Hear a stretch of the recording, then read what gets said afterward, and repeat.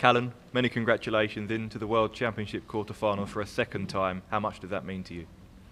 It means the world. So I'm really overwhelmed at the minute. You know, I was tearing up on stage before I came up. I was flicking through my Facebook and I seen a photo of my grandma, and it just hit us. You know, that was the reason. One of the reasons I'm still playing darts. Her, my granda. So yeah, I did get quite emotional. I'm over the moon. But listen, fair play to Robbie. First two sets he blitzed us, absolutely blitzed us, and I thought I played all right. But his finishing was superb, and then that's when it deserted him. You mentioned you didn't do too much wrong in the early stages, but you could have found yourself 3-0 down. Was that the turning point in the game? Yeah, definitely, because obviously there weren't a break then. When you're playing well, like you saw with Romero and Dimitri, I was playing well in the breaks. It didn't matter because I was in my rhythm, and I knew what was coming. To be fair with Rob, not meaning to be disrespectful, I didn't think I was going to be playing him at this round. But listen, I think that's why I felt it quite a bit. But fair play to him, he's kept his talk hard, you know, for him, his family, and he's a great lad to be around, and yeah, fair play to him. And before today, you hadn't even dropped a set in this tournament, but coming through a battle like that, could it set you up now for the rest of the event? 100%. I mean, you know, that's what some people speak about all the time. Like when I made the quarters a few years ago, I didn't drop a set. I lost the first set to Suter, and then obviously I won 4-1, but games like that just shows I can grind out wins, and you know, I'm really happy with that. And the support you got from the crowd in there was incredible today. How much did that drive you on? Of course it drives you on, but I felt bad for Rob as well, because I get on with Rob. Listen, the crowd was with me today. I hope they're with us on New Year's Day, or you know, if I get through. But yeah, I did feel a little bit bad for him, because I do get on with him. He's a lovely lad. He's got a lovely family. So, but I'm over the moon to get through. And you made the quarterfinals here in 2022. How much do you think you've improved and developed as a player since then? Over the last 2 years, I've been shocking. So I don't know. Yeah, this tournament's been a breath of fresh air. So yeah, hopefully I can just kick on and you know, make the semis. Callan, congratulations on another great performance here. You said on stage that you didn't think you played that well, and then looked at the numbers and you were surprised by it. Arguably, this has been so consistent from you. What's changed to find this consistency? Like I said, just happy life back home. That's the main thing. I'm not getting bad news 24/7. It's good news, you know. My granddad's healthy, you know, and he did go through a spell of being a little bit unwell, but he had gout. And then we went out Christmas Day at the local pub, had a game of pool. I got beat. But no, listen, seeing him happy makes my life a lot happier, you know, because the smile's still there, and that drives me on. You touched on that crowd support, a new song as well. They were cheering you on in a roundabout way.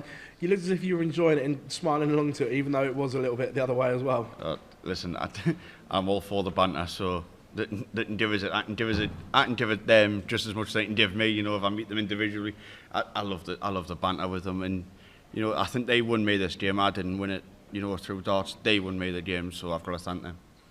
3 games from glory now. Are you daring to dream? Nope. We said this last time and I got beat, so no. Callan, well done on the win. At 2-0 down, and it could have been 3. How difficult was it to have to refocus, even though you were playing well, but the result at that time wasn't going your way? Yeah, I thought the first 2 sets I played really well. The first set not so much, but the second set I thought I was unlucky to lose. But like I said, Rob's finishing was superb. The big shots at the right time, especially I missed the 1-4-4 to go 1-1, and he's pinned the ball. That was a stinger, but that's how he can play. And you know, I don't know what he's ranked in the world, but I know he saved his talk card, and that's how he can play. You've seen it on the Pro Tour, not a lot on the European Tour, but when he's there, he's always a dangerous player, and I'm grateful to get the win. Is that a position that mentally, previously, you might have struggled to be in, even if you were playing well, but you managed on this occasion to refocus? Oh, 100%. Say I say, I'm an absolute fruitcake. So, but the crowd got me through that. Natural ability didn't get me through that. It was the crowd, and I'm grateful for them. Thank you. Callan, congratulations on the result. Obviously, there was amusing moments during the game where the crowd were chanting. I won't say what the chant was, but you responded to it, and then you hit a 180 straight afterwards. Was that a pivotal moment to sort of to have the crowd with you and know that at that moment they were? Yeah, definitely. I mean, you can say what they said. I'll not cry about it. I've had worse off. Loads of people back home, my best friends, they rip the Mick out of us all the time, you know. But listen, it's like I said, the crowd won me that game. I didn't win it.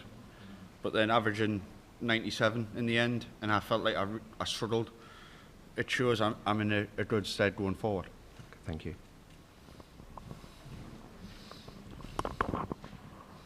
Well done, Callan, on that win. I know you said that you're not thinking about lifting the World Championship, but yesterday we spoke to Peter Wright, who just knocked out Luke Humphries, and he called you the favourite. He wasn't thinking about him, even though he's won 2 World Championships. He was labelling you as the one to watch in this tournament. What's it like when you hear somebody of his stature label you as the danger man in the World Championship?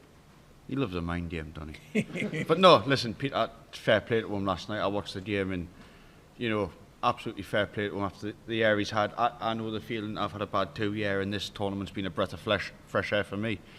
So yeah, absolutely fair play to him.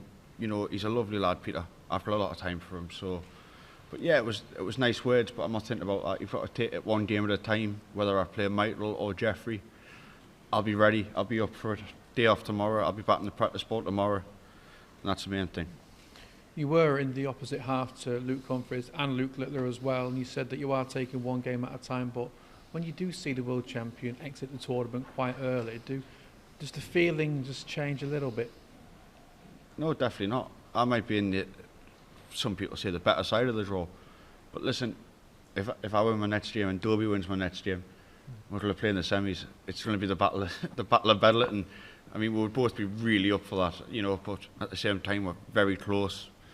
Practice partners. I play local league darts with them for many years, so that would be great knowing one of us would get to the final. But we've got to, you know, focus on the quarter-final first and see what happens. Well done, Callan. Thank you. Thank you, pal.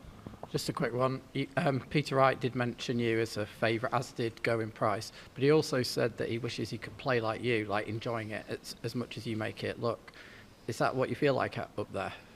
No. I mean, listen, Peter's won stuff I dream of winning. So is Jesse.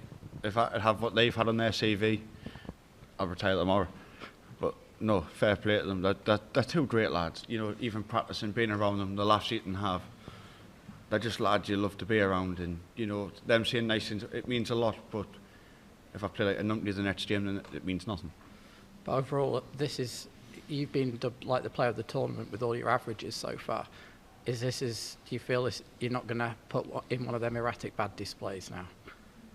Listen, if it happens, it happens. I'm in the quarter-final of the biggest event in the world.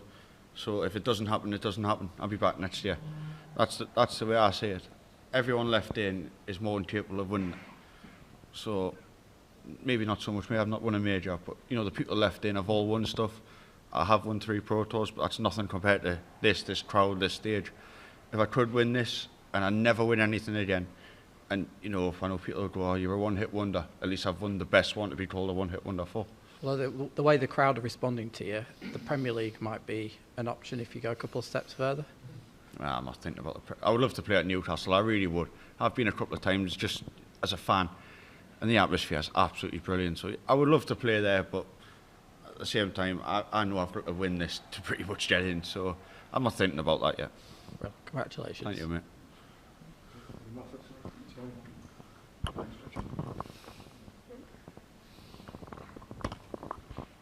Well done. Your next opponent might be Michael van Gerwen. What can you say about the way he's playing the last months? Do you see chances? Everyone gives you chances, and you can't think that I give people chances.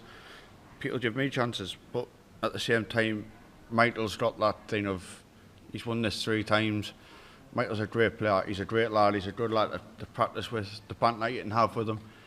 And listen, I think Jeffrey de Graaf's a great player as well. You can't underestimate Jeffrey at all. But whoever gets through, I'll be there New Year's Day ready. But do you think Michael van Gerwen is getting better and better every game? I can't tell you that 'cause I don't watch much darts. I watched last night, but you could ask us who plays tonight. I won't know. I'll be watching Newcastle, hopefully beat Man United. So listen, I don't watch a lot of darts, but if I ring my granddad in the morning, he'll tell us who's won, you know, and tell us every dart, 'cause that's what he likes to do, even when I play. You know, if I get beat 6-5, oh, you you hit a 140 in the last second. I know I was there, but listen, you know, but yeah, it's great, and hopefully he can come down New Year's Day. Thanks. Good luck with the Cheers, game pal. tonight.